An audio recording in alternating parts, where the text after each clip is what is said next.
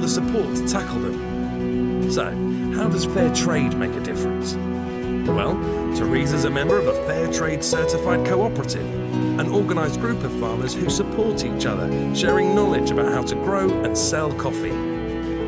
This gives Teresa security, as she can sell better quality beans and earn at least the fair trade minimum price to cover the cost of producing them. She's also learning how to look after and adapt to the changing environment. There's a lot of talk about sustainability at the moment. There's a lot of talk.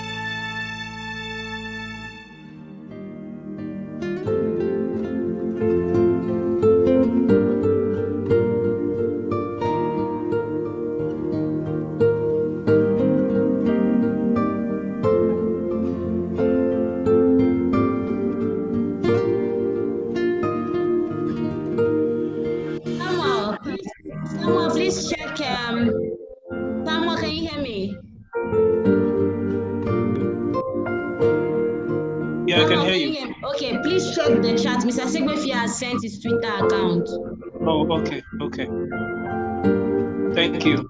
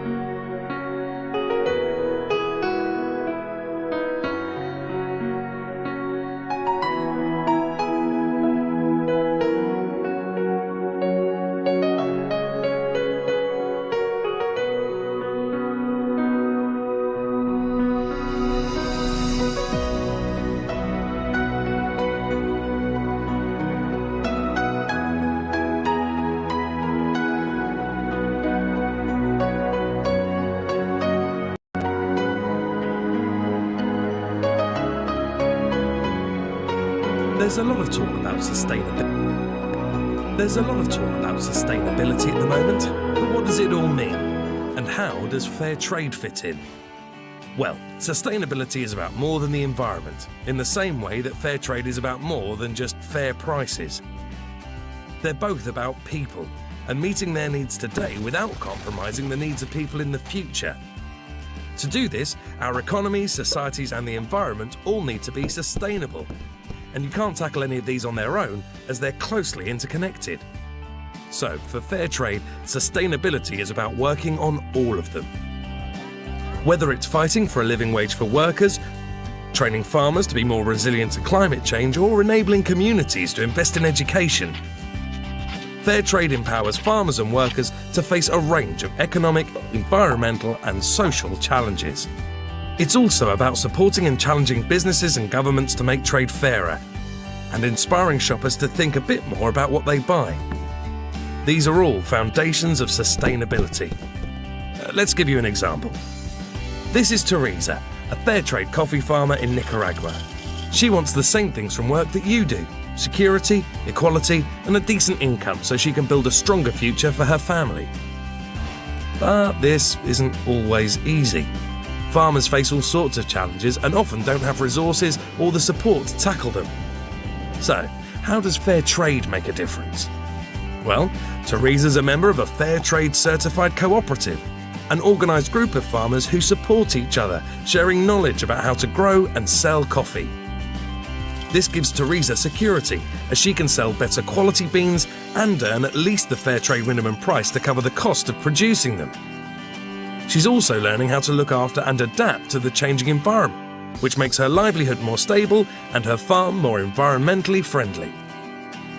Teresa's cooperative want women and men to gain equally from farming, so they've used the Fair Trade Premium, the extra money they get to spend on business or community projects, to support women like Teresa to market their coffee and gain more independence. Teresa also used a small loan scheme funded by the Premium to buy more land, which has allowed her to increase her productivity and income and make her a more reliable supplier. These economic, environmental and social impacts contribute to a more secure, equal and sustainable future for Teresa, her family and her community. And it goes wider than that. Fair Trade works with over 1 million other farmers like Teresa every year. Fair Trade also supports hundreds of thousands of workers on large plantations to improve their working conditions, their standard of living and their confidence by making sure they're treated properly. They also get the premium to invest in building a better life for themselves and their communities.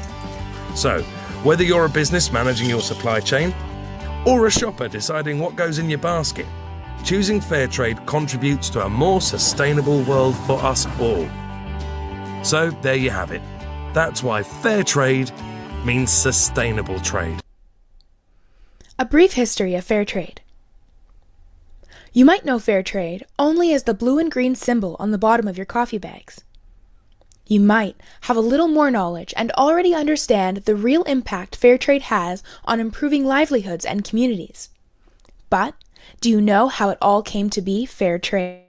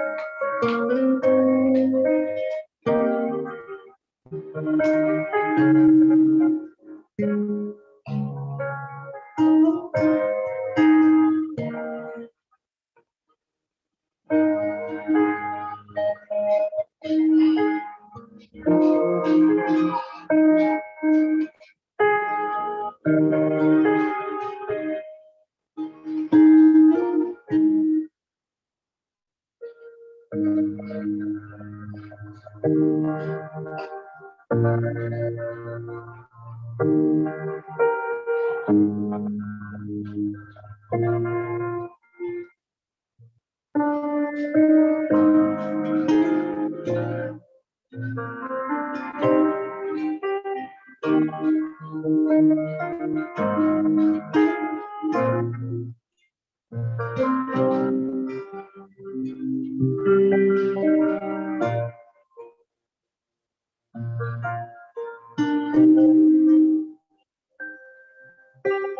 those farmers affected.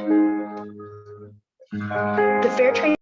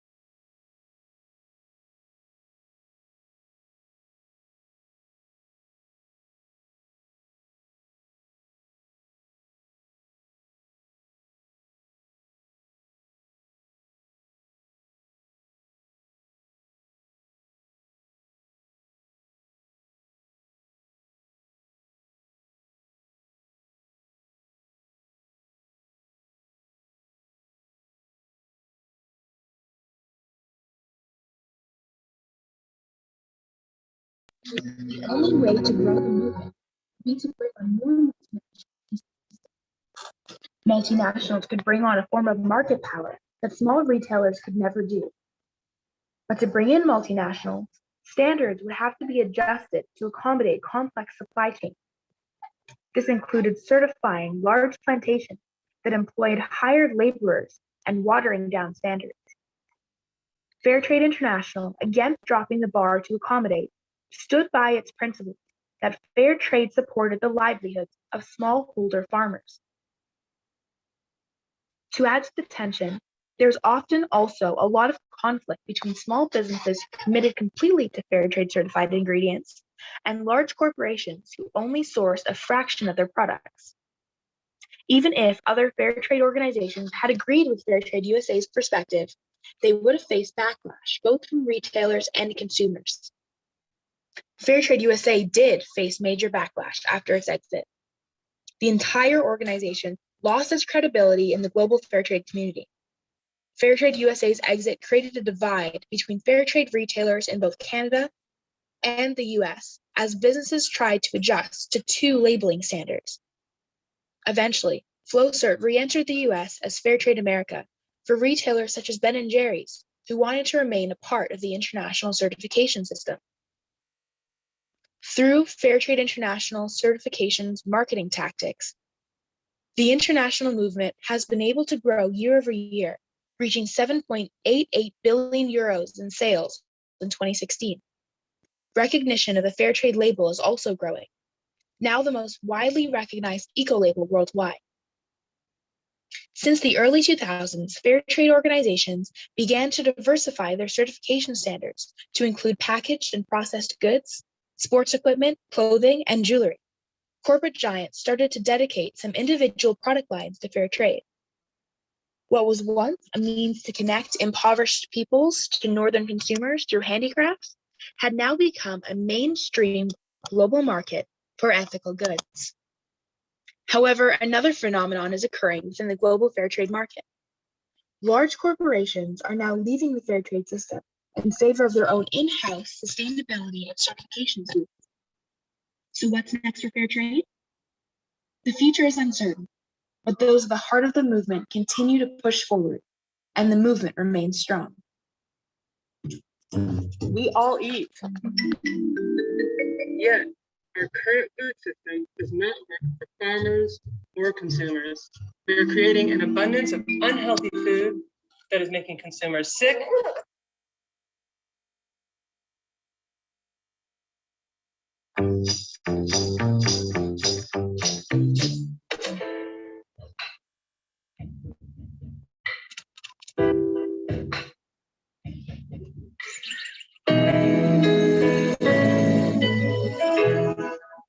It's very, very important to understand the difference between an actual business model and the sustainable business model. The actual business model is simply, working around how I'm going to make money at the end of the year, continue to empower my business, my business grow, scale up my initiatives, continue to pay my staff, but a sustainable business.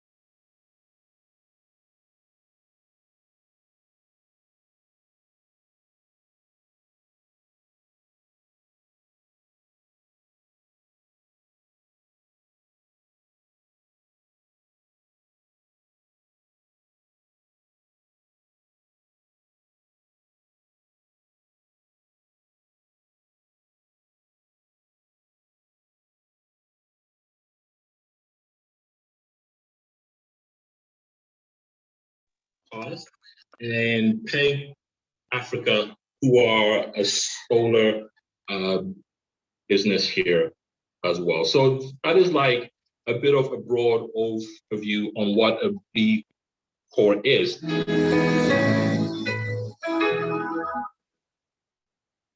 Sustainable packaging is simply packaging that over time reduces its environmental footprint. Okay, and there's a confusion between sustainable packaging and sustainable package design. You understand? You can, if you tag your product as eco-friendly, it's not necessarily sustainable. Let me explain. If you package your product in, let's say, paper packaging, and the paper package is really not sourced ethically, even though the paper package is eco-friendly, it's not ethical, it's not sustainable because trees are being cut to produce paper. But if the paper packaging that you utilize is actually made from reclaimed paper waste from these book producing factories, then your packaging has been sustainably designed.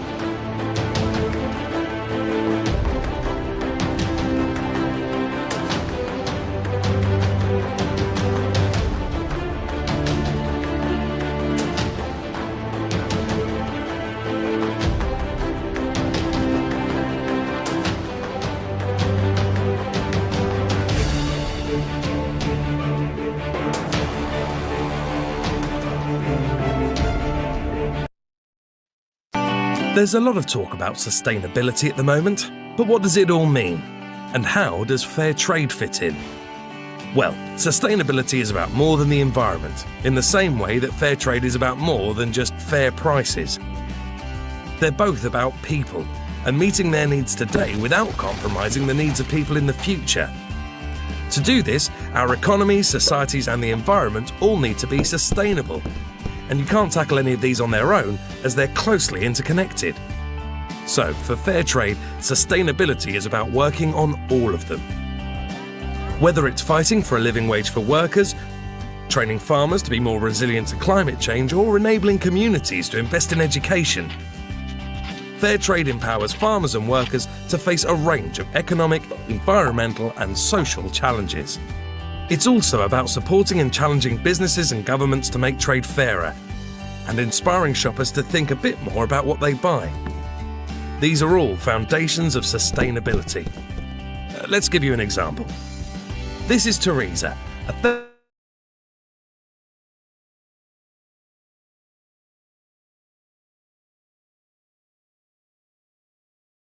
a family. But this isn't always easy. Farmers face all sorts of challenges and often don't have resources or the support to tackle them. So, how does fair trade make a difference? Well, Teresa's a member of a fair trade certified cooperative.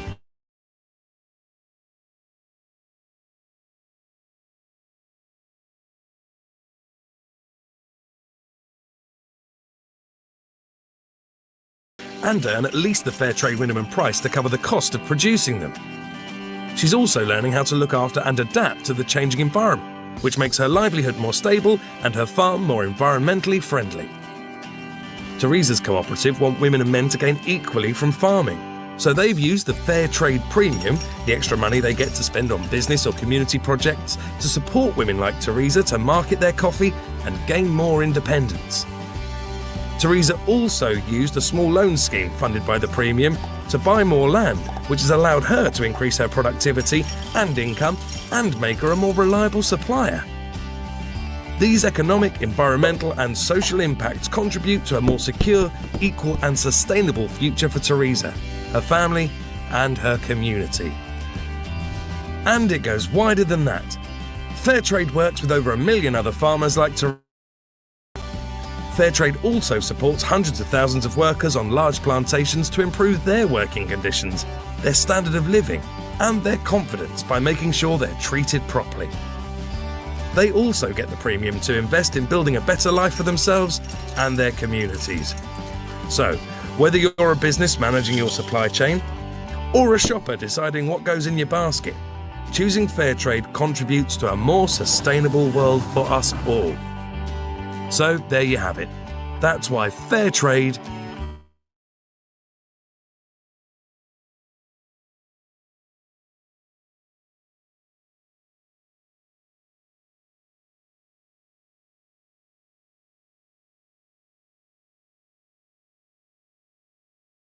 means sustainable trade. A brief history of fair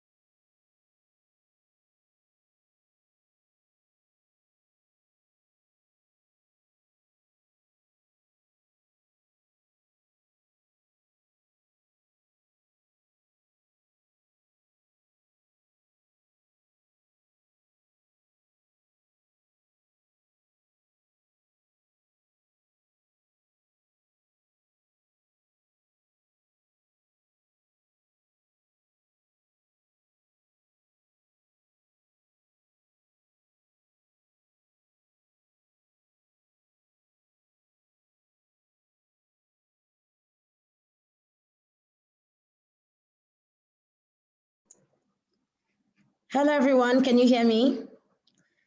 Please, if you can hear me, kindly raise your hands. Thank you all so much once again for joining day 4 of the Eco Business Capacity Program. My name is Chinenwa Okornu. I'm the founder and managing director of the Waste to Create Hub. The Waste to Create Hub is the convener for this training as well as the initiator of the Circular Place project. I'd like to awesomely welcome you all for making the time out of your busy schedule to join. Apologies for starting a bit late. We wanted to make sure that some of our colleagues join a bit earlier than expected, but I'm excited to have all of you here. Today's session is really very important, especially for those of us who are looking to do any kind of business. I feel like sustainability doesn't necessarily have to be confided into a particular kind of businesses. With regards to what you call it, fair trade needs to be implemented in every and different kind of businesses. So before I introduce our speaker, I'd like to talk a little bit about some ground rules, which is very, very much important. Please, if your video, you can use your video, kindly turn on your video. If you're on mute, please, if you're not speaking, kindly remain on mute. It's very important. If you have any questions, you can use the reaction button to raise your hand, or you can just use your video and raise your hand, and then we'll take your question. Also, be respectful if someone is saying something that you do not agree with on the platform. Kindly, please know the kind of words to use, and try to be very inclusive in your responses, as this is very, very much important. Okay, so going straight into today's presentation, and for those of us who are joining for the first day, this is the 4th day of a 9-day long Eco Business Capacity Program. This program is in partnership with the MasterCard Foundation under the Young Africa Work Strategy. Just to give you a little bit about Waste to Create, who we are and what we do. The Waste to Create Hub is Africa's first Eco Innovation Center. We are committed to sustainability in different areas. We're passionate about the possibilities of eco-entrepreneurs in Africa and across the globe, as this is very much important. Sustainability for us is a big deal because we believe that in order for our world to thrive and succeed, we need to prioritize sustainability, as we don't have a planet B. And that comes across as empowering other entrepreneurs to think about sustainability holistically, empowering them to come up with new products and services, and providing them opportunity to scale up those initiatives, as well as expand their market across board. And this is why Waste to Create exists, and this is why we're launching the Circular Place project in collaboration with the MasterCard Foundation. All right, can you all hear me? If you can hear me, please raise your hands up. If not, let me know. I see someone in the chat saying they're having challenges hearing me. Please, technical team, help me attend to these participants.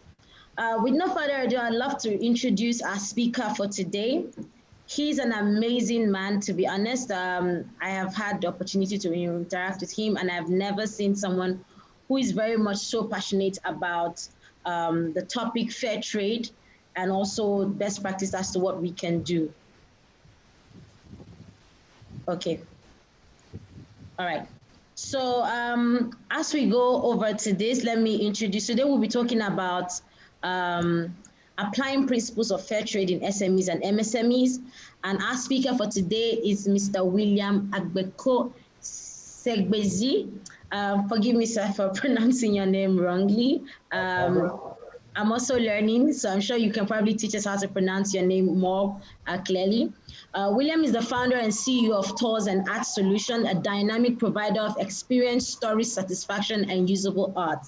William has extensive leadership and cultural economic skills in arts and handicraft, production, and knowledge of the hospitality industry in Ghana and Africa. His passion is for handicraft and community tourism lead team to set up. His passion for handicraft and community tourism lead has made him set up Tours and Art Solution in Ghana and beyond. William is also the co-founder of the Solid Rock Association Solutions in Ghana. The Solid Rock Association SRA, a non-governmental organization set up to advocate for the well-being of marginalized handicraft producers in Ghana. In the delivery of his duties, he led the SRA to become a guarantee member of the World Trade Organization, WFTO. His focus is to push more women into the handicraft industry to improve upon their livelihood as well as bring international touch into the community tourism. He was also selected to participate in the Youth Congress in Sweden 2012, as well as the Youth Conference in Folk Art in 2014. He was funded by the Prince Claus sponsorship to acquire more knowledge and skills about performing arts. And today he'll be taking us through, performing arts in Uganda. Apologies for that. William has participated in a lot of workshops and conferences, both home and abroad, and he has been invited to speak on fair trade in South Africa across other countries. William is also a tour guide with the Ghana Tourism Authority. Please, with your virtual hands, let's put our hands together for Mr. William. So William, please, if you're here, can you kindly turn on your video so that we can see you? And then I can just quickly start your presentation, sir.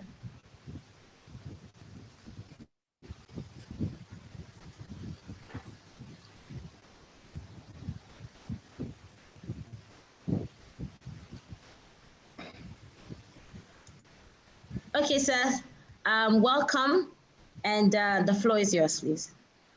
Thank you very much, and thank everyone who is here.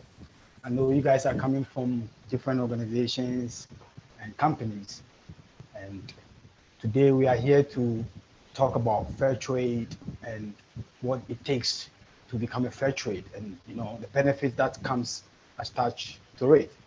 So once again, I welcome everybody. My name is William Agbeko Segbedzi, as she said earlier. That is my name. I am the CEO of Tours and Art Solutions.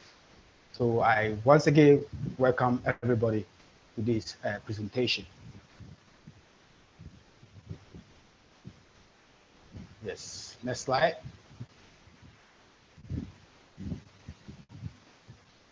Yes, as you can see two different logos, right? But before I continue, I would like to know if there's anyone here who have heard about fair trade, or know something about fair trade to share with us before we continue. Can anyone here share something about fair trade with us before we continue to the next slide? Hello, is anyone here? I need answer to this question. Is anyone here to tell us something about fair trade? If you know anything about fair trade, just let's share. I want everybody to be comfortable because this is not like a school. If no one knows anything about fair trade, let me know so that we can continue. I think maybe you can call on people. Sometimes it's easier that way. Maybe you can. I can help you call on some people. Maybe so Christiana or Charlotte, or yes. So let's say Christiana.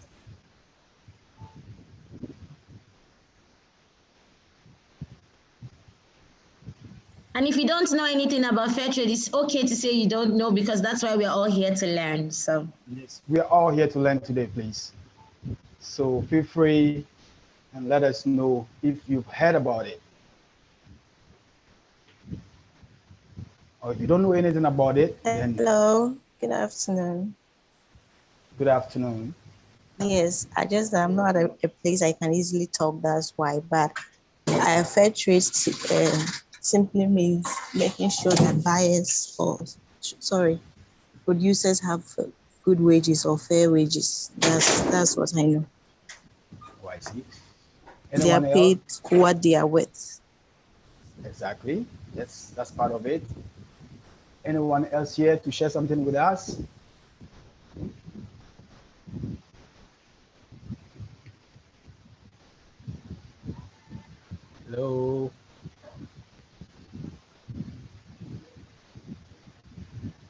Anyone else? What about Charlotte?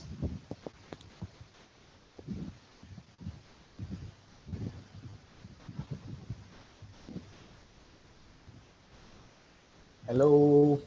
I think Charlotte is probably she's also at a noisy place, so maybe we can just continue with the instance at which Christiana has shared with us. Oh, okay. All right. So then let's continue. Yes, if you look at the left side, you see fair trade, one word. And if you look at the other side, you see World Fair Trade Organization. They are the same, okay? But they are different or separate bodies, but they have the same principles,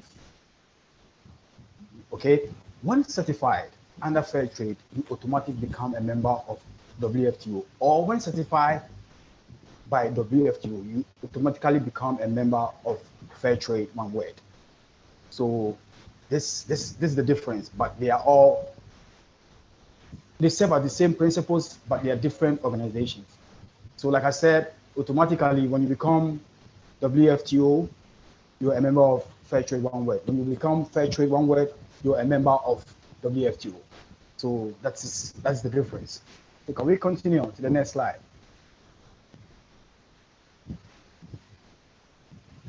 Yes.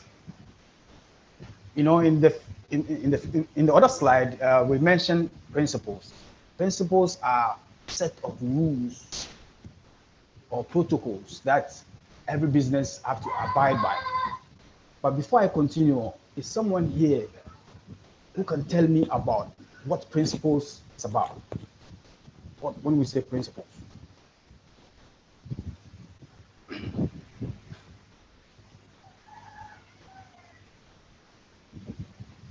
Hello? Hello? Hello? Hello? I can answer. Is that okay? Yes, please.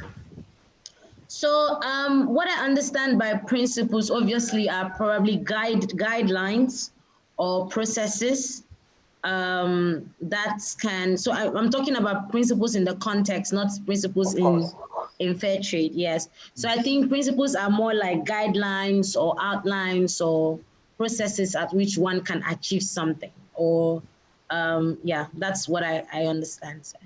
Okay, good. So we'll be talking about these principles in the sequence slides. So we'll get to understand what the principles that we are talking about and how it applies to our small businesses here in Ghana and some other part of the world. So can we continue on to the next slide?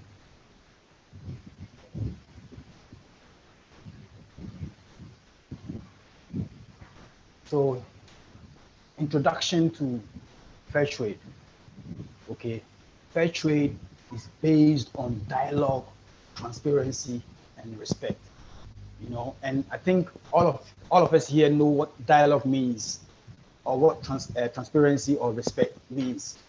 Dialogue in this sense is like a buyer and, let's say, a producer. For example, a buyer and a producer. So in this case, dialogue means that you have to negotiate fair prices. You know, it's a way of negotiating a fair prices between the buyer and the producer. And I think everybody know what the transparency means. You know, transparency in terms of business, and I mean respect in terms of mutual respect, respecting one another. You know, so that is, you know, the partnership where fair trade is based on dialogue, transparency, and respect, and also seeking equity in international trade. You know, because the international community believe that the South, which is Africa, have something to offer, and therefore they have to work hand on the principles, because they believe that the only way that we can be on a level playing field is to do business in transparency, respect each other, and in dialogue. They also seek a better trading conditions for sustenance. When we talk about sustenance, we are talking about the sustainability in what we do. Okay, sustainability in our business practices and our business models. They are also particularly about marginalized producers and workers. And I think, can someone here tell me when we say marginalized producers, or let's say marginalized producers? Can someone tell me about who is a marginalized producer?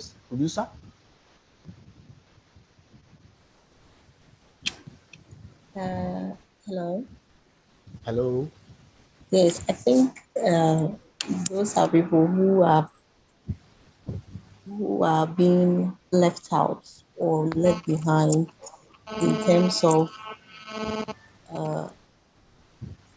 good value for their money, sort of. So, of all their hard work in producing, they get little for it. That's what I think. Yes, I think that is right, because we believe that most of our small businesses here don't get what actually, they expect from their services or their product. So in this case, fair trade is more focused on these small businesses and workers across the world. And to become a member, you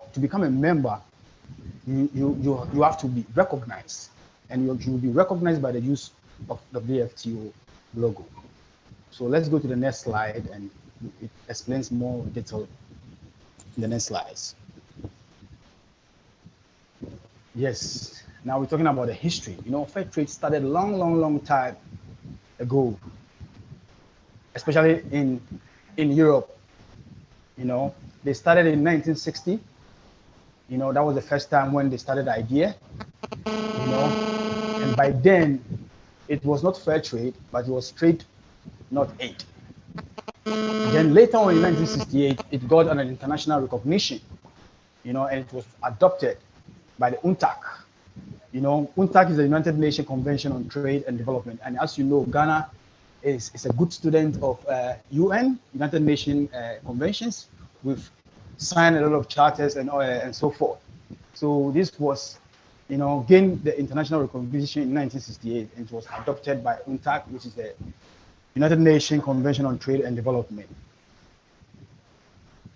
This helped to put emphasis on trading for the developing world. Okay, so let's go to the next slide.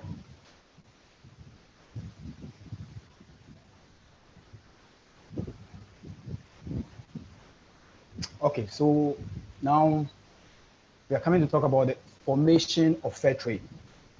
Fair trade was formed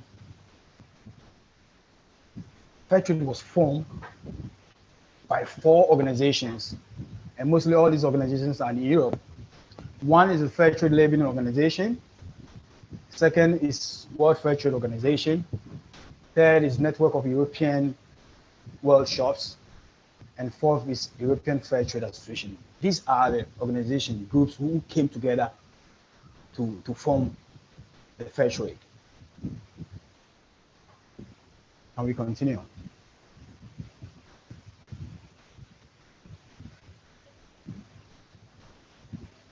Okay, key functions of fair trade. Fair trade particularly focuses on commodities or products that are domestically used and also export to developing countries, but also consume domestic, securing the right of a buyer and a producer at the same time. So these are the functions that fair trade, focuses, commodities or products that are typically exported from developing countries to developed countries. So may I ask, is anyone here can tell us what are some of the commodities or local products that we normally export to the European market, or let's say the international market? Can someone give me an example? Cocoa. Yes, cocoa. Anything else? Crafts, handicrafts. Somebody put on the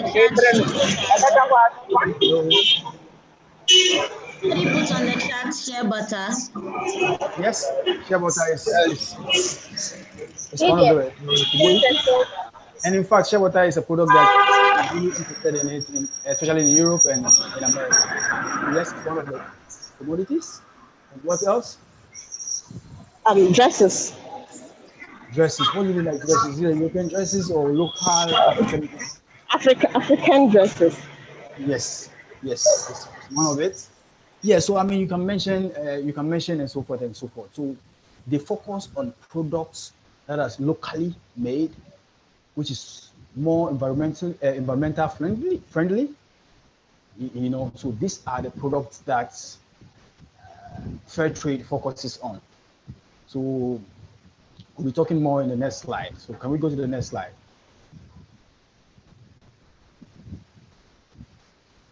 Well, these are some of the known fair traders in America. And as you can see, we have the American Apple, Big Good Clothing, Ball and Branch, Sherry Army, Fair Trade Australia. And I think some of you know these companies, or maybe have come across these companies. So these are some of the fair trade companies in Europe. So in the future, when you become a member of the fair trade, these are some of the companies that you'll be having a B2B or interface with. Can we go to the next slide? Can I ask a question, sir? Yes, please. Do we have any certified fair trade companies here in Ghana? Yes, I'll be sharing that in the next slide. Can we go?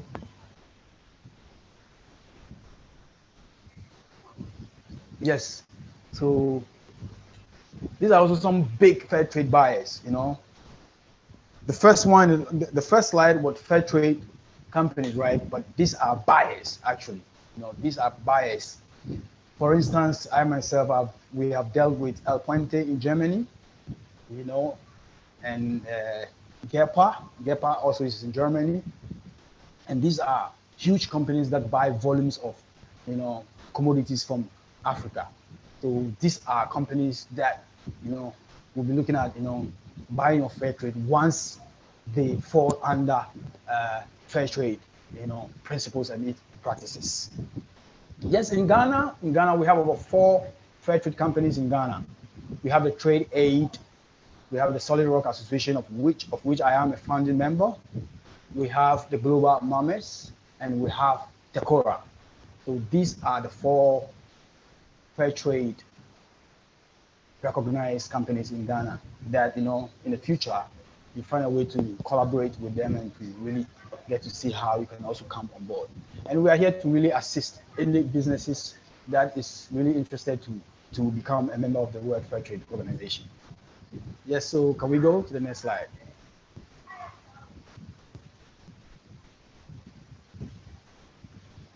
Yes, so we talked about the principles earlier. So now we are coming to dive into the principles. You know, the principle 1 is creating an economic opportunity for disadvantaged producers. Like we all know who disadvantaged producers are. Small businesses like our businesses like yourself, you know. And this means that fair trade prefer to support disadvantaged businesses or producers than to support advantaged businesses. So likewise, they expect our business to focus on disadvantaged people than advantaged people. Okay. What do we see in Ghana? Can someone tell me what we see in Ghana about our business? What do we see in Ghana? In Ghana, we prefer giving advantage to people who already have the opportunity, while we left the disadvantage behind. So this is what fair trade looks at. Fair trade always puts people first. There's a term we use. They say people, the planet before profit. So we put people first and environment, then we think about profit. Okay? So what about you? You know, what about you? What about your business? Can we move to the next slide? Yes, this is principle 2. It talks about transparency and accountability.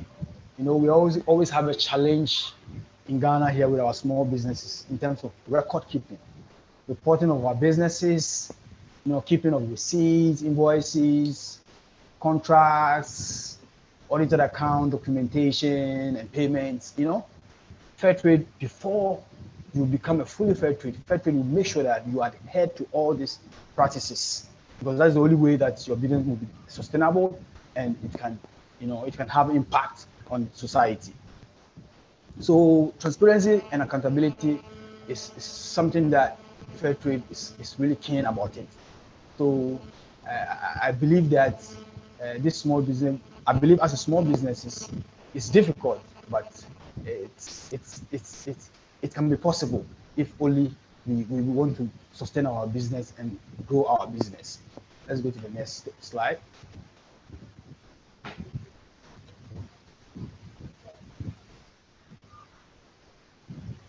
I think you jumped the slide, right? Or are we in the right slide? You just finished talking about principles too. So we are in the next slide now, which is the next one. All right. Certification bodies.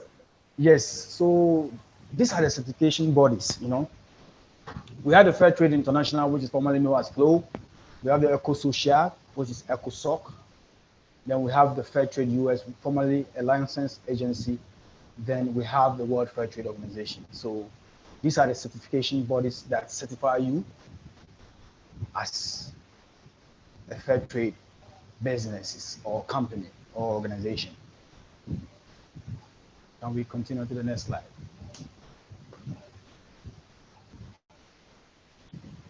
Yes. Fair trade practices. Okay, fair trade practices as it applies to our business. Fair trade practices talks about not making profit at the expense of anything or anyone. Like for instance, people spend the whole time of producing and a craft out. I'll make an example of an art product. Somebody will spend a whole week or a whole day to produce a craft product where the price that he's supposed to earn is just earning something little, and somebody is making huge money out of his hard work earned. So this is something that fair trade is against, that you don't have to make profit at the expense of anything or at the expense of someone, So for instance, irresponsible sources of raw materials is also part of the expense, that you source raw materials irresponsibly, because fair trade is all about the environment, so you must have a proper way of sourcing raw materials. If possible, deal with people who have the license. For instance, getting wood from the wood how do you call it, from the wood producers. You don't have to just go to anywhere or stand anywhere and just get the wood, but you must rather go to a license, someone who have the license to really sell the wood, because we believe that when we cut our wood, we have to still replace. Some people just cut the wood anyhow, and if we cut it anyhow, it will get some time. We will not even find a wood to do our crafts. So we always advise people who deal in the craft to actually source their raw materials responsibly, so that they will not end up depleting the environment without replacement. Excessive and necessary pricing is also a challenge, because sometimes we price anyhow, and pricing anyhow also scare off customers. So we also need to think about the pricing of our product. Pricing is also an issue that fair trade is really in for that. So let's think about how we price our product, not to price it so high, because when you price it so high, it will be difficult for customers to come to purchase your product, because it won't be advisable for you to open your shop or go to your shop and nobody comes to buy product from you because maybe your prices are high. So we should think about how we're pricing our products, along the way. Can we go to the next slide?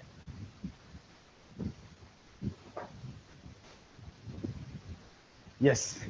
Yeah, we talk about ensuring no child labor or forced labor.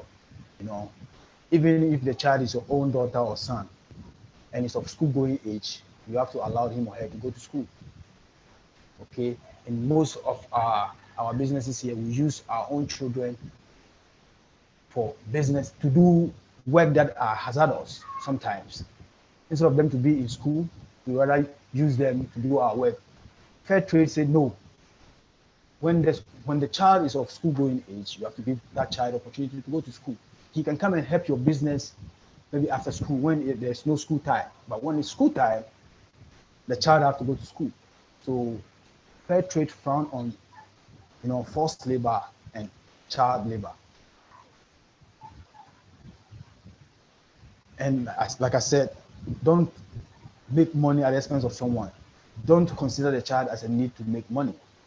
It is an offense under the fair trade too for a child to go working even if your culture that supports it or schooling. So it's something that fair trade frowns on it. So we need to look at that, particularly. Can we go to the next slide?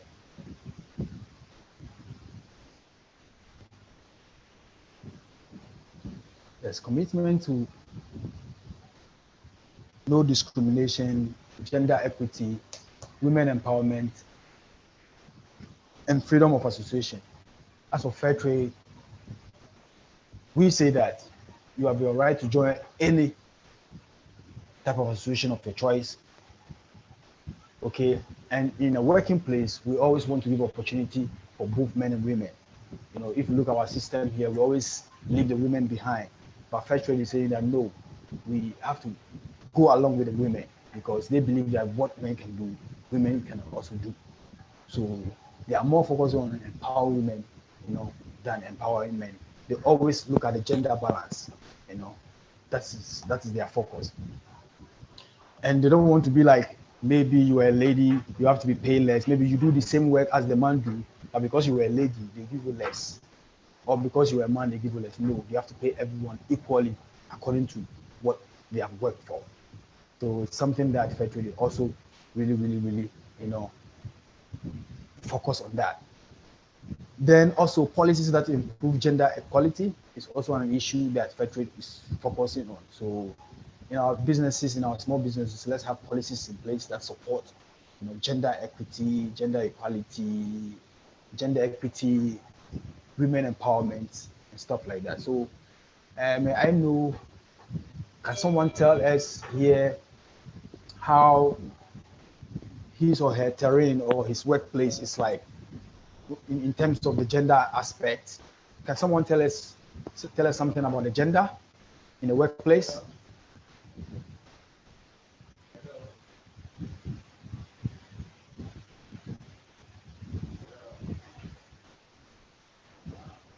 Hello? I can call on someone. Mr. Pavis, can you tell us about your gender balance in your company? If you're in a good location, please.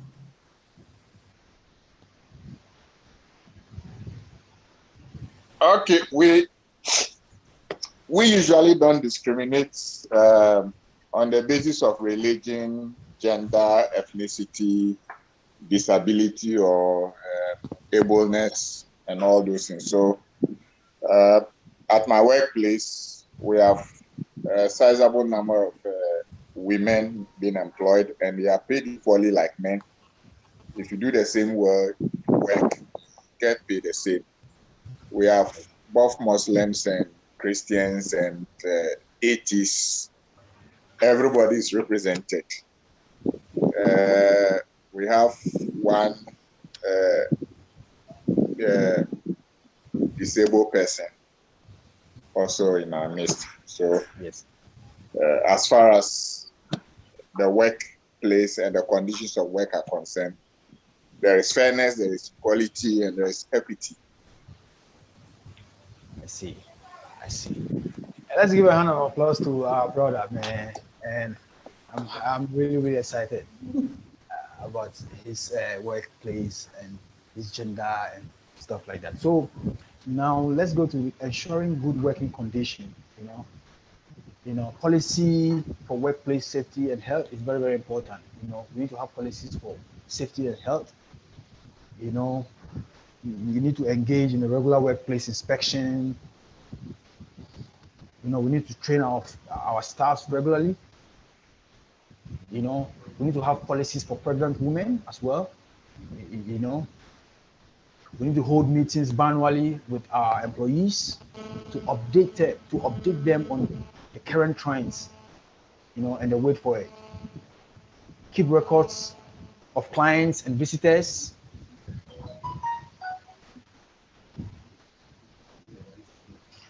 Rapid responses to issues at work. But I would like to know, before we move to the next slide, I would like to know which of you here, the things that I'm saying is something that you guys are already practicing it. If you can share something with us,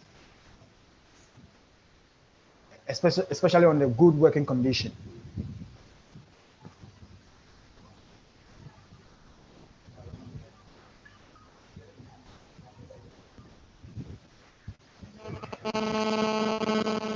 Is anyone here to share with us here about his business? Share a little bit. Hello, is someone here to share with us Yes, a bit Mr. about? Sapia, we can hear you. I can hear you. Okay, so I'm saying that is someone here to share with us a bit about his companies or his organization working conditions?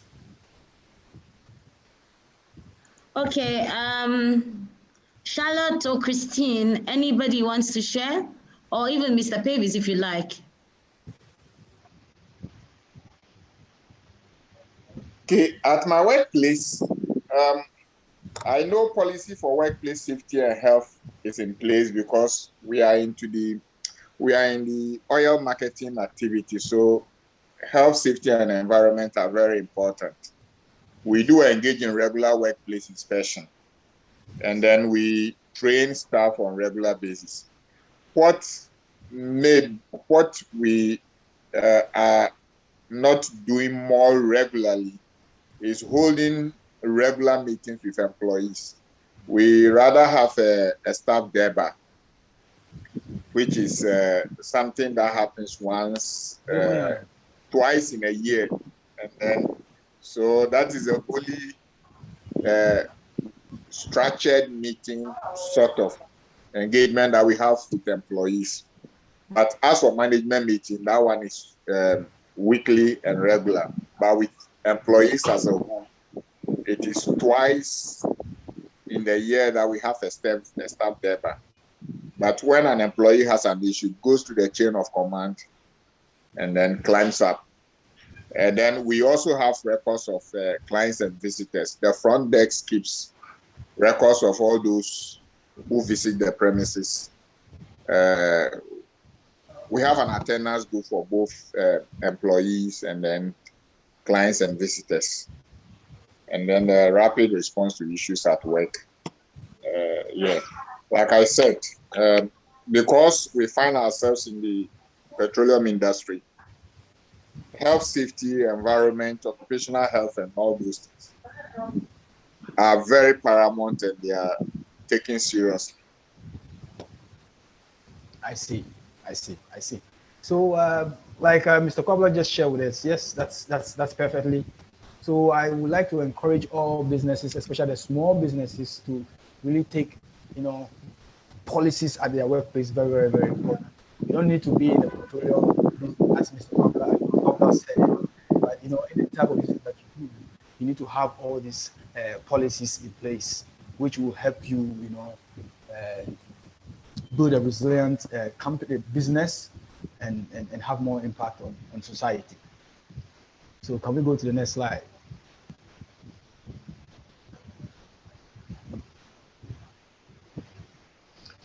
Yes, so providing capacity building, like we said before, we need to, educate our workers on regular basis so that they can also in turn educate the buyers, especially the consumers, increase dependency among producers, ensuring that producers and workers stay abreast with global trend. So capacity building is very, very, very important for our staff. So how regularly some businesses here, how regularly do you guys do capacity training for your staffs?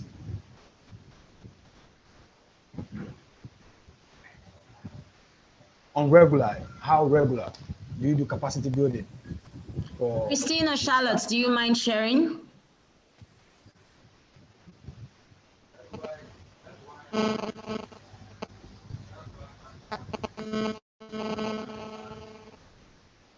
Hello, Christina.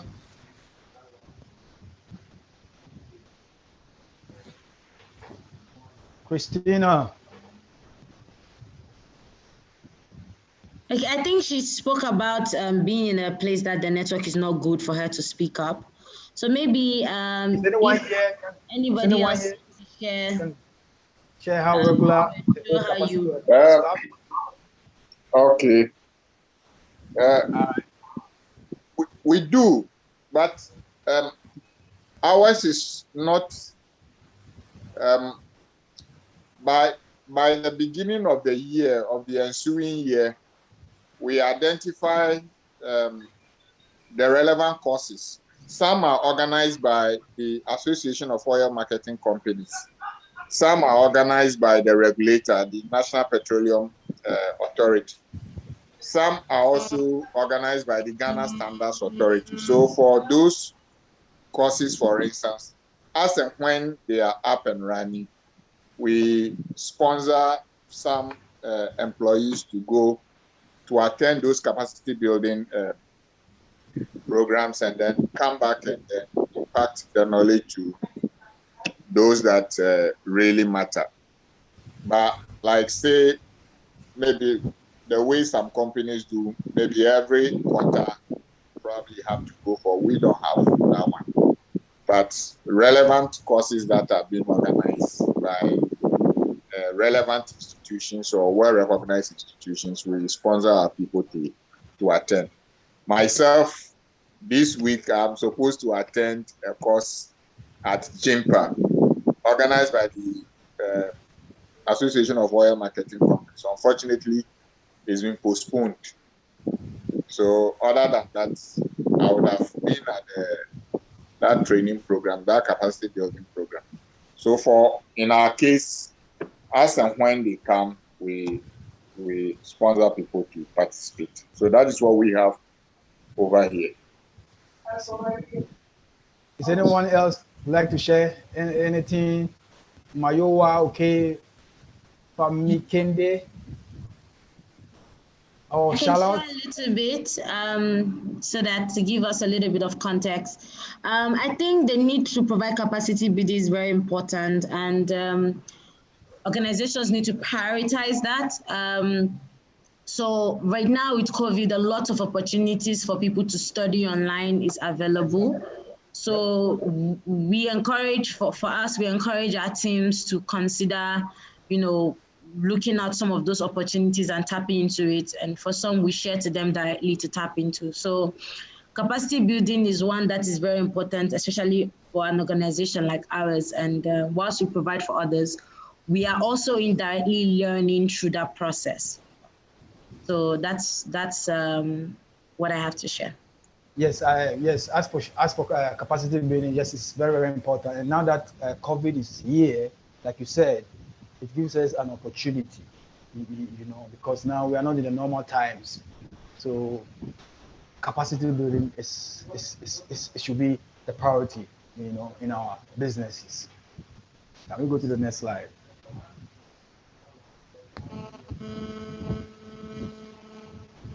Yes, promoting fair trade. Promoting fair trade is one of the key that fair trade is always admired. Using the social media to tell people, about fair trade. Using the social media to tell people about fair trade. Word of mouth, organizing an event. Biannually meeting clients face to face, educating them about fair trade, and also educating consumers also about fair trade. So promoting fair trade is key, you know, printing t-shirts to promote fair trade, So maybe let's say in your company or in your surroundings, you have to put fair trade stickers across, telling people who you are. I mean, the visibility of fair trade should be seen, when they come to your business premises,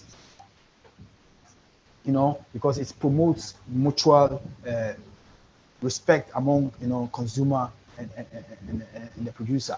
So promoting fair trade is one of the priorities, one of the key priorities, So let's go to the next slide.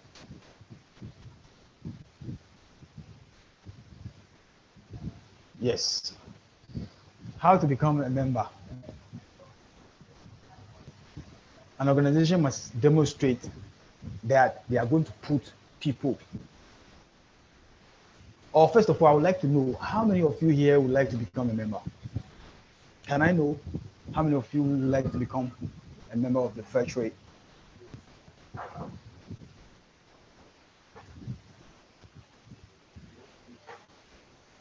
And I also would like to know the Please, you nature can of your raise your business. hand virtually should you want to be part of the Fair Trade.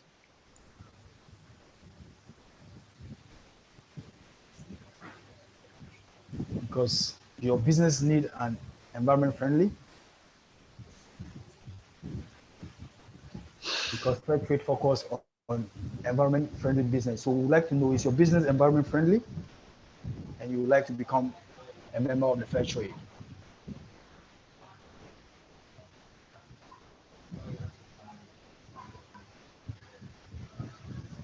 Hello? I think most of the businesses here are environmentally friendly businesses. So obviously, so I see Charlotte's hand is up. Charlotte says she's open to being part of Fair Trade. Charlotte, are you already a Fair Trade business, or you are interested?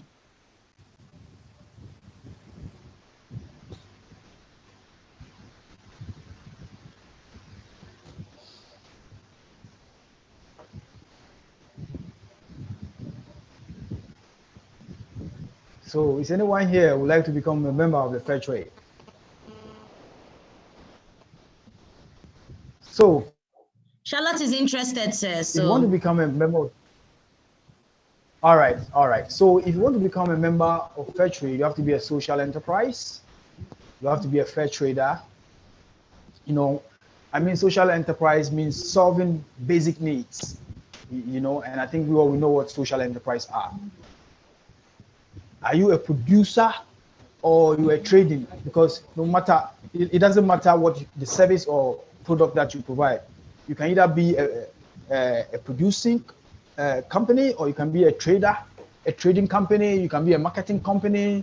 You can be a farming company. Okay. And most importantly, your business have to have a model, a plan to support women or empowerment. Then again, some of your products need to be upcycling products. Okay, because the consumers are moving, from products that are not sustainable. So we are looking for products that are really, really sustainable. So I'm interested in businesses that are solving basic needs, that include support for women. Those are the businesses that can become member for Fair Trade. Mr. Williams, I see Christiana just said that for me, and she put this in the chat, she says, I would like to have Mr. Williams' number to help us know how to get certified fast. And then she says that she's also in talks with Fairtrade and they are slow in responding to her messages. Yes. You try to reach out to them. So now you have Mr. Williams, you can get direct contact and he can help you facilitate your process. No problem. I will leave my contact after the presentation is over. So she can call me and we can plan to meet and find a way forward. So can we go to the next slide then?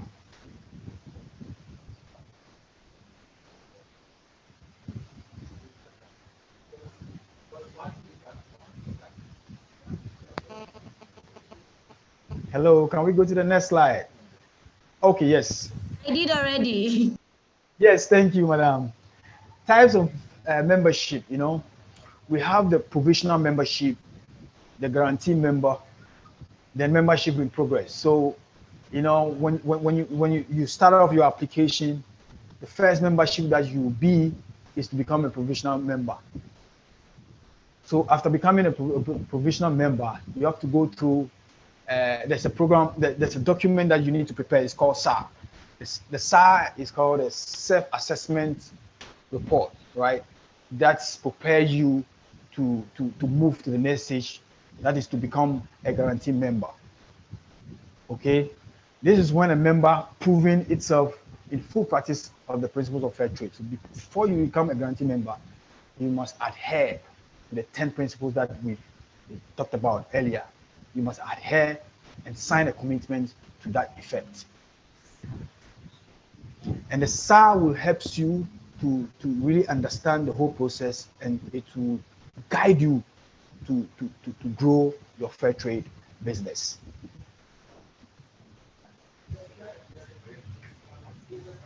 And the SAR is a very hectic document. It's about 50 or 100-page document. Said, yeah, it's a 100-page document. It's a very hectic document. So until you're able to provide all the necessary information and practicing the fair trade and reviewing, then it will take a minimum of 1 year to actually go through the whole process, to get to the level, to get to the guarantee. Sometimes it even take more than 1 year, depending on how serious and how prepared the business or the company is, So it's all dependent on how the business and the company is prepared to become a fair trade. So these are the type of membership that we have. We have the provisional member, the guarantee member, the membership in progress. Can we go to the next slide? There's a question. Okay. How easy, so looking at the hectic process and we're encouraging people to apply for the first trade, what would be the easiest entry point for an SME? And how can that SME build capacity in order to be able to become fair trade certified? So for example, someone like Christiana, if I hear 1 year, I'm already scared. So how can she make sure that, the entry process is easy and, yes.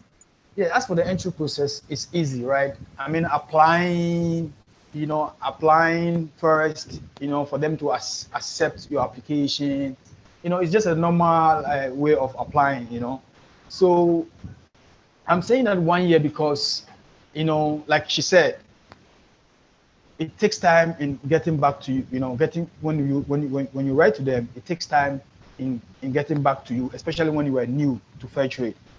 Okay, so when you apply to become a fair trade, they would like you to be recommended by organization. Let's say the fair trade companies that are in Ghana currently, they will recommend you, So all these things take time, but that's not mean to scare you, but is to assure you that you are going to go through this process. And once you are going through the process, you are also learning at the same time. So I don't want Christina to be scared about the lengthy process, but it rather helps you to really build your capacity and to really understand it, So, as for the lengthy to get member, I don't think that one should be a problem. But as you start, it gives you an opportunity to learn, to understand the process. So within the period of 1 year, sometimes you can even have it within 6 months. All will depend on how faster and ready that your company is. So as we are sharing now here, I think we all will learn and start, preparing ourselves. You don't need to apply for fair trade before you understand what these principles are.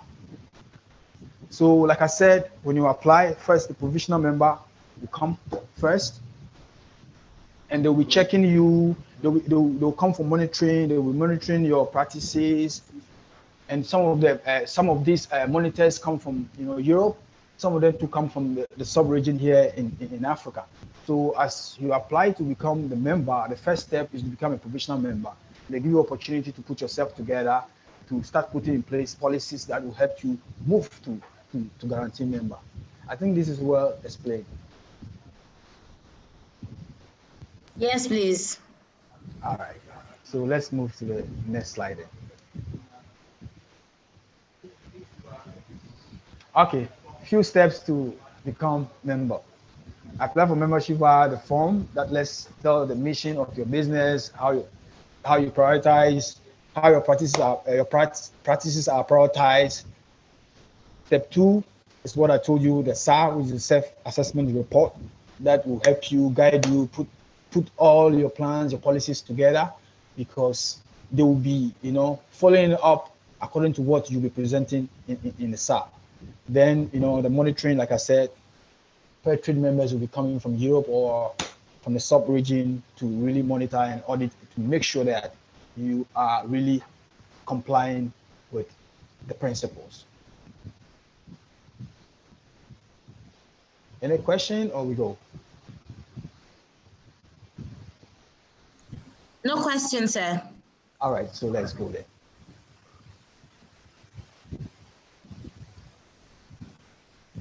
Slide, sir. Thank you so much. Thank you all for having your time to be here, and I hope each and everyone enjoyed this presentation. This presentation can be made available. Any of you who want to have it can have it, and like Christina said, let me just throw my number out there so that probably she might contact me if she really want to become a fair trade.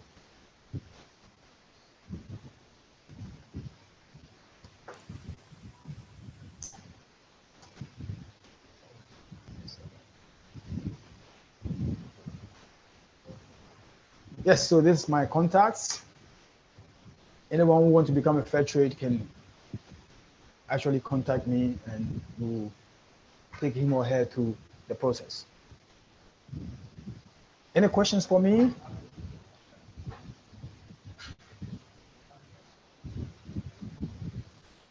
Please, let's take this opportunity to ask lots of questions and get clarification. It's The very contacts important. again. Okay, please go on, sir.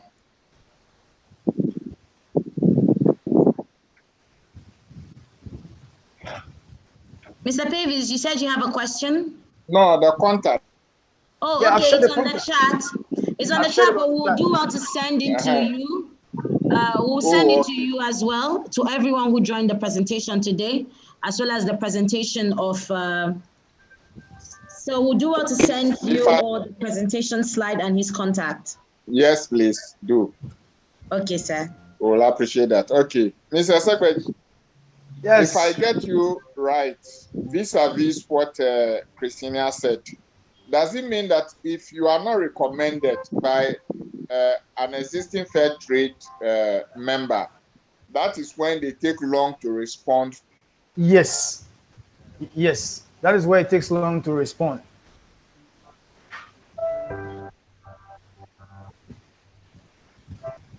Hello, Mr. Kwabla.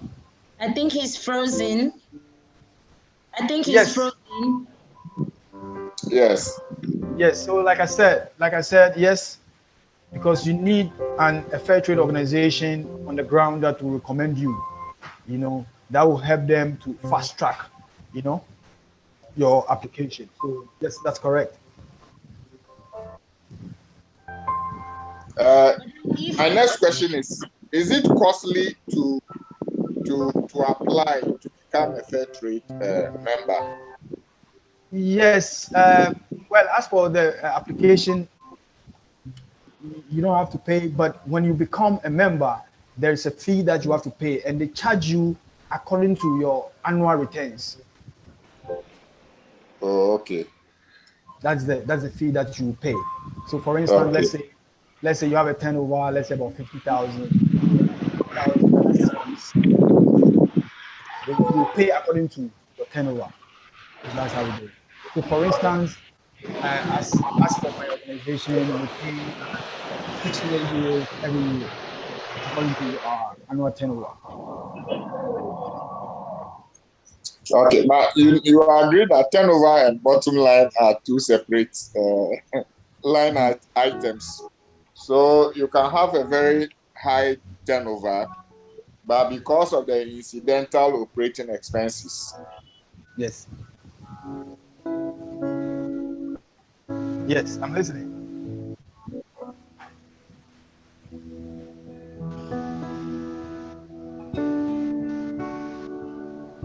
You may end up.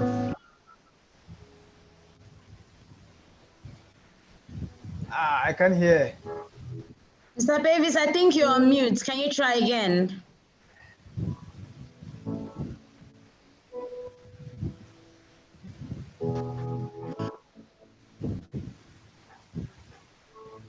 Hello, Mr. Kwabla.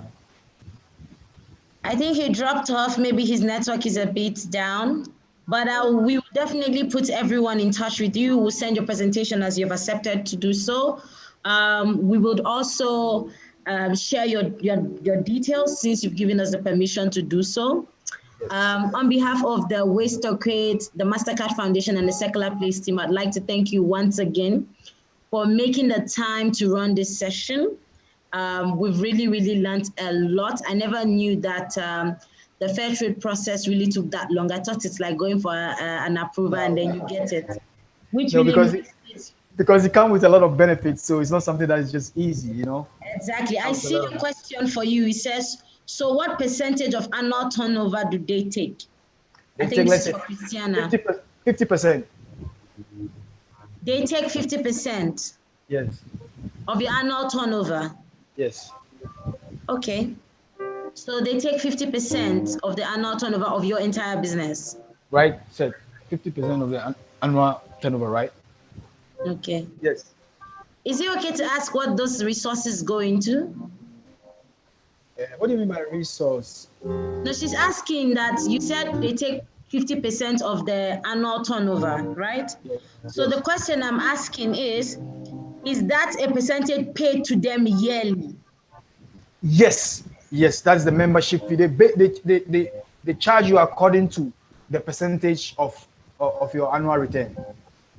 So if your annual return is 10 cedis, they are going to take 50% of 10 cedis. No, they will charge you. 50% of that. They will charge you based on 50% of the 10 cedis. Are you understand? Oh, I get you. So 50 or 15? We just want to be sure. 50. 50. Wow, that sounds like a lot. That's why I'm wondering what then is the benefit for those large sums of money they collect. Yes. The benefit. As for the benefits, they are numerous. You know, for instance, like they say the farmers, they have something called a premium. Even after they've gotten what they want for their produce, they still have a premium that is being paid to them as an extra money, which that money goes to develop their community and stuff like that. You know. So as for fair trade, the benefits are enormous. You know, that is why the process is looks a little bit lengthy. Yes. But if you are able to go through, then you'll be able to really enjoy the goodies that come with it. Okay, we have a few more minutes. Is it okay to probe a little bit more about this to give more information on, so anybody who is going to register will probably know what to prep themselves for? Yes, like I said, if you want to register, we are here to assist you to go through the process. And like I said, you know, the process might take 6 months or a year, depending on how serious you are as a business. Okay, and like I said, you need someone to really recommend you, you know, of which I've mentioned some few fair trade companies in Ghana. Not necessarily my company, but other fair trade company can also, you know, recommend you. Okay. As well. So there's a question for you. He says, what does the member get in return for 50%? So we know what the community get, but what does a member get for giving 50% of their annual returns to the fair trade community? Yes, like I said, you have benefit like access to market. Okay. You know, they help you to access international market. You know, like I said, if you are into farming, you know, they give you premium. They provide a lot of capacity training.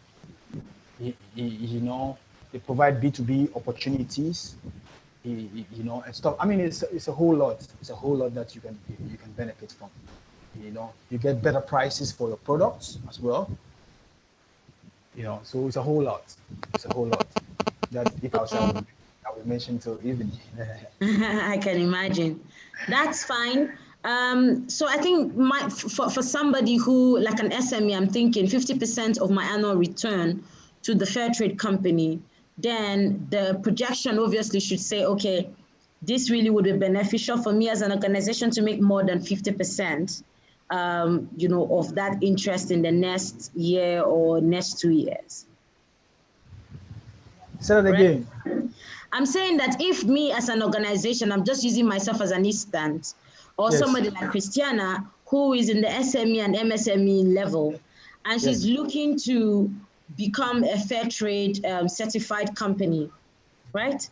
And she has to look at paying 50% annual returns every year. I just want to get clarification from you. Is there any reassurance that if one is part of the fair trade community, they obviously would make back beyond what they are spending on? Yes, as for that, yes, it's automatic, because once you are recognized as a fair trade brand, you're gone, because consumers are very conscious about what they consume, and now the whole world is now focusing on fair trade, because fair trade is all about the environment and the people. So as you become a member and paying that money, like for instance, for us, we pay 600 euro every year, and in returns is numerous, you know. As for the returns, it's uncountable. So it's worth it, of paying that money. And as you abide by the rules, or as you abide by the principles, like I said, fair trade will be coming back and forth and monitoring you and making sure that you abide by, because they know that they believe that you'll be getting more than what you are paying for. And therefore, what is important to them is to make sure that you adhere to the principles. You succeed. Yes. Okay. Thank you so much. I don't see any more questions on the chat. I don't know if there's any more questions. If there is, please let's use the opportunity to ask Mr. Williams all the questions we want now, and then we can go ahead to end the session. Any more questions for Mr. Williams, please? This is the time to ask.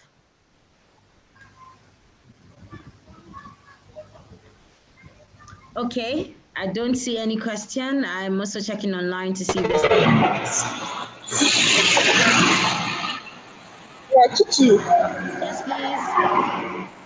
Chichi, please, this is a question for Officer Badu.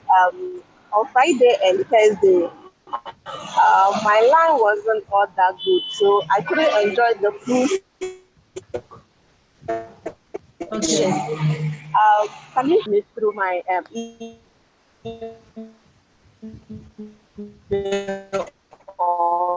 Yes, so we will. Yes, sure. So we will be uploading all of the trainings on YouTube. Okay. Even this one is currently live on YouTube as we speak on Secular Place YouTube page. You'll find all of these videos there. So please, you can go there and watch it again, or even download it if you like. Okay. But once we've uploaded all of the other speakers, you'll be able to access that as well. So please just go to Secular Place on YouTube, or even on Facebook, you'll find all of the video, right? Hope this is fine, Charlotte. Okay, thank you. Thank you too. Mr. Williams, are you still here? You have a question? Yes, I'm here. Okay. Am I allowed to price my product, or fair trade determines how much I should charge for my product? No, you have to charge, you have to charge your own price. They don't tell you how much, but what they are saying is that be fair in your charging. Okay. Be fair in your pricing. They don't tell you how much to charge, but you have to be fair. You want to make sure that you get exactly what you want, because you know that it takes you time and to produce your product. So they always make sure, because they don't want the buyer to cheat you, and they don't want you to cheat the buyer. They want it to be on a fair playing field. So they don't tell you what to sell your product, but you sell it according to what you feel that is okay for you. Absolutely. And once you're under the fair trade, any price that you come with, you're good to go. They pay you for what you ask. Okay. Thank you so much, sir. Is this the last question? Okay, I think this is the last question.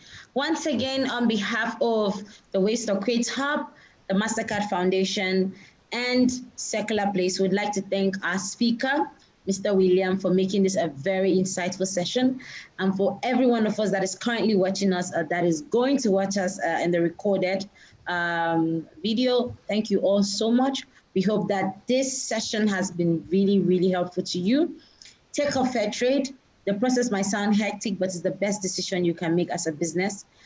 We need to start prioritizing our businesses, our environment, and our communities. So thank you all so much once again. I am still seeing some questions. Mr. Williams, is it okay to take them? Okay, this should be the last question because I you think have my to tax. run. I totally understand. Yes. She says, since they are taking 50%, then it's advisable to calculate the 50% on the product. Is that okay? Yeah, as for them, they don't have no problem. Like I said, they give you the opportunity to fix your price. So once you know what goes into in making your product, then you know how much to charge for your product. All they are saying is to be fair. Be fair in your charge. Yes, okay. That's all about it. Fantastic. Christina, we've shared Mr. Williams' contacts. Please reach out to him and make sure you're certified. I would definitely follow up on that. And you can also ask all your further questions. You can also do well to go to our social media, Facebook, Twitter, and Instagram at Secular Place AF. Please, any of the technical team, kindly put that on the chat for everyone. You can go there and ask your questions and the speakers will answer them. We'll make sure the questions get to them and they're able to answer them for you as soon as possible. Once again, thank you to all the team of Waste or Create and Secular Place for another exciting training. And we are back tomorrow at 2 p.m. Still tomorrow at 2 p.m. Please do not hesitate to join us. Make sure you're on time, as you always are, and do well to involve your colleagues, your friends, your business partners, people who you think this training can be beneficial to. We know that environmental sustainability businesses will thrive, and it's very important that we start taking the mantle to start taking the lead. Tomorrow's topic is building remote working structures for SMEs. For so many of us, we've had to put that, we've been in a situation where we woke up one morning and we all have to be working from home. I'm sure that has been a very difficult experience for some of us who like to be proactive, network, go to the office and all of that. Tomorrow we have an expert who will be taking us through remote working structures for SMEs and MSMEs. Please do not hesitate to join. It's 2 p.m. Ghana time. And the link is the same link. You just join back and you're back into the room. Look forward to having you all tomorrow at 2 p.m. Should you have any questions, please, social media handles have currently been posted on the chat. Follow us, like, share, comment. Let us know how this training has been for you. Do we have the poll for the feedback for the training? Do we have the poll, please? If we have the poll, please kindly launch it now. If not, we would come back tomorrow. Thank you all once again and enjoy the rest of your day. Thank you too. Bye for now.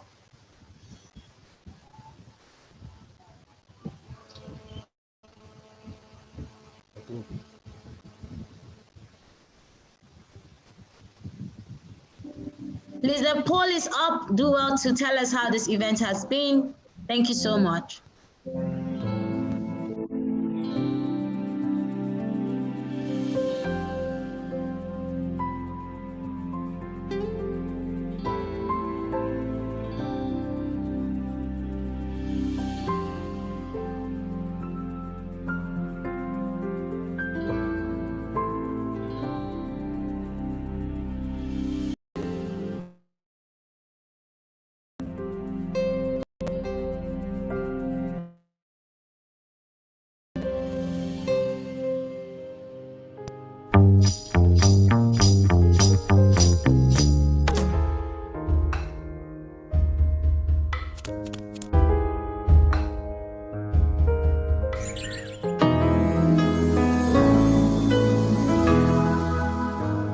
Very important to understand the difference between an actual business model and the sustainable business.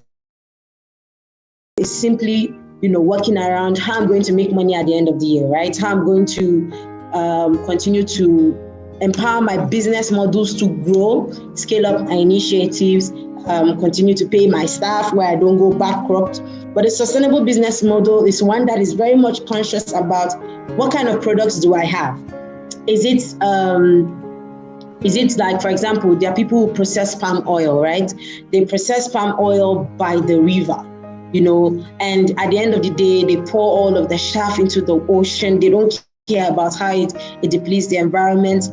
Those who are in the mining industries, they mine, now we're already seeing the galamsey issue affecting our water bodies and all. They don't care about the environment as far as they continue to make money. But a sustainable business model ensures that 360, okay, you take care of your environment while still providing solution, while still providing value, while still, making your money. You're also enabling and, supporting the environment. So that is the concept of a sustainable business model.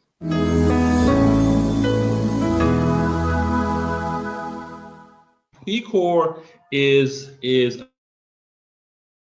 which proves that as a business, you have considered more than. And then here we have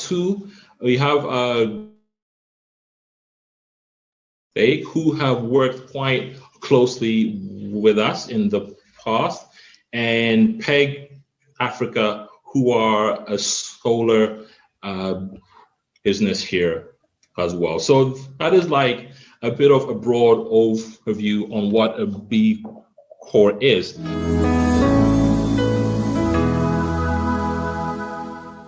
Sustainable packaging is simply packaging that over time reduces its environmental footprint. Okay. And there's a confusion between sustainable packaging and sustainable package design. You understand? You can, if you tag your product as eco-friendly, it's not necessarily sustainable. Let me explain. If you package your product in, let's say, paper packaging, and the paper package is really not sourced ethically, even though the paper package is eco-friendly, it's not ethical, it's not sustainable, because trees are being cut to produce paper. But if the paper packaging that you utilize is actually made from reclaimed paper waste from these book producing factories, then your packaging has been sustainably designed.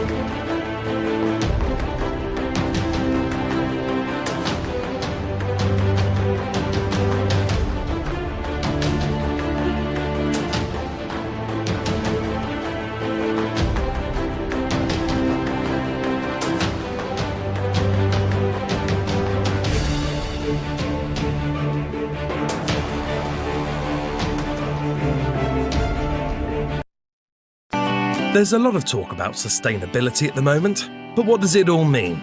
And how does fair trade fit in? Well, sustainability is about more than the environment, in the same way that fair trade is about more than just fair prices. They're both about people, and meeting their needs today without compromising the needs of people in the future. To do this, our economies, societies, and the environment all need to be sustainable. And you can't tackle any of these on their own, as they're closely interconnected. So, for fair trade, sustainability is about working on all of them. Whether it's fighting for a living wage for workers, training farmers to be more resilient to climate change, or enabling communities to invest in education, fair trade empowers farmers and workers to face a range of economic, environmental, and social challenges. It's also about supporting and challenging businesses and governments to make trade fairer, and inspiring shoppers to think a bit more about what they buy. These are all foundations of sustainability. Let's give you an example. This is Teresa, a fair trade coffee farmer in Nicaragua. She wants the same things from work that you do: security, equality, and a decent income so she can build a stronger future for her family. But this isn't always easy. Farmers face all sorts of challenges and often don't have resources or the support to tackle them. So, how does fair trade make a difference? Well, Teresa's a member of a fair trade certified cooperative, an organised group of farmers who support each other, sharing knowledge about how to grow and sell coffee. This gives Teresa security, as she can sell better quality beans and earn at least the fair trade minimum price to cover the cost of producing them. She's also learning how to look after and adapt to the changing environment, which makes her livelihood more stable and her farm more environmentally friendly. Teresa's cooperative want women and men to gain equally from farming, so they've used the Fair Trade Premium, the extra money they get to spend on business or community projects, to support women like Teresa to market their coffee and gain more independence. Teresa also used a small loan scheme funded by the Premium to buy more land, which has allowed her to increase her productivity and income and make her a more reliable supplier. These economic, environmental, and social impacts contribute to a more secure, equal, and sustainable future for Teresa, her family, and her community. And it goes wider than that. Fair trade works with over 1 million other farmers like Teresa every year. Fair trade also supports hundreds of thousands of workers on large plantations to improve their working conditions, their standard of living, and their confidence by making sure they're treated properly. They also get the premium to invest in building a better life for themselves and their communities. So, whether you're a business managing your supply chain or a shopper deciding what goes in your basket, choosing fair trade contributes to a more sustainable world for us all. So, there you have it. That's why fair trade means sustainable trade. A brief history of fair trade. You might know fair trade only as the blue and green symbol on the bottom of your coffee bags. You might have a little more knowledge and already understand the real impact fair trade has on improving livelihoods and communities. But do you know how it all came to be fair trade? There are a variety of perspectives which attempt to pinpoint when exactly fair trade became fair trade. Humans have been exploiting each other for centuries. And in contrast, for centuries, communities have formed, re-empowering themselves or others to fight it. The emergence of fair trade was a part of the transition moving from exploitation towards empowerment. But when fair trade actually began is not completely agreed on. Some say that fair trade began during the 1960s, when alternative trade organizations became popular solutions to issues in the global market. This was around the time that the United Nations began to promote trade, not aid. Others have traced its roots back to the 19th century United States, when abolitionists organized mass boycotts against slave-made products in favor of free produce. Even as early as 1908, the Cadbury brothers, now Cadbury Chocolate, abandoned old unethical trading partners for more intimate relationships with Ghanaian smallholder farmers. The reality of those relationships today, of course, have changed. But perhaps a more popular starting point recalls fair trade emerging in the United States after World War II. During the first 2 decades following the war, fair trade organizations and businesses were started by church groups, NGOs, and alternative trade organizations who sought to lend a hand to European and Latin American refugees and struggling communities. In fact, fair trade has had a very faith-based origin story. Many of the organizations that pushed the movement into the mainstream were faith-based. As fair trade grew among NGOs and faith groups, the movement began to shift away from a focus on charitable giving and more towards an intent to create and support partnerships with producers in the Global South through business. It was around 1946 that a relationship formed between the founder of 10,000 and female Puerto Rican handicraft artisans. Whenever and however your fair trade timeline starts, it is generally acknowledged by many fair trade organizations that fair trade grew considerably following the end of World War II. The next 3 decades bore witness to the births of modern international fair trade giants such as Equal Exchange, Serve, and Oxfam's first fair trade mail order catalog. By 1969,